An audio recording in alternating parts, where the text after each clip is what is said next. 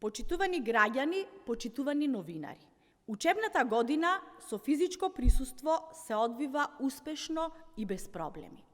Над 187.000 основци и 70.000 средношколци со почитување на сите здравствени протоколи по 1,5 година учење на далечина, денес се во своите клупи целосно вклучени во наставно-образовниот процес.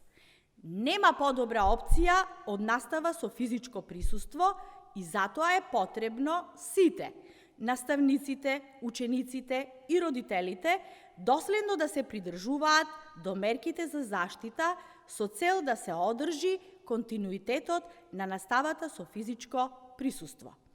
Освен враќањето на физичкото присуство, оваа учебна година е особено важна и поради реформите кои се спроведуваат, а кои имаат за цел унапредување на наставниот процес.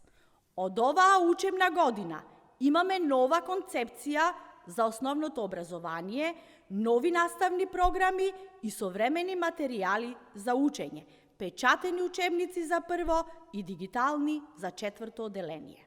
За прв пат се изработени учебници и на брајово писмо и во аудио формат за ученици со проблеми во видот и тие учебници се навремено во училиштата.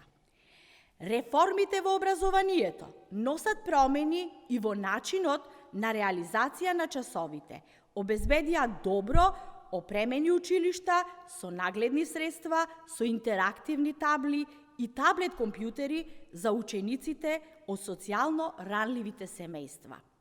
Сите овие новини имаат за цел да овозможат училиштата да станат поинтересни места за учениците, каде тие ќе сакаат да престојуваат и каде на полесен начин ќе ги совладуваат материјалите за да стекнат нови вештини и знаења.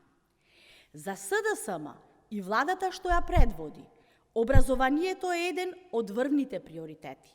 Потврда за тоа се досега реализираните проекти и политики. За 4 години изградени се и реконструирани 80 училишта, платите во основното и средното образование ги зголемивме за над 21%, а со колективниот договор платите во високото образование ги зголемивме за 10%. Преку одговорен и инклузивен пристап продолжуваме да инвестираме во образованието, да инвестираме во иднината на нашата држава. Ви благодарам.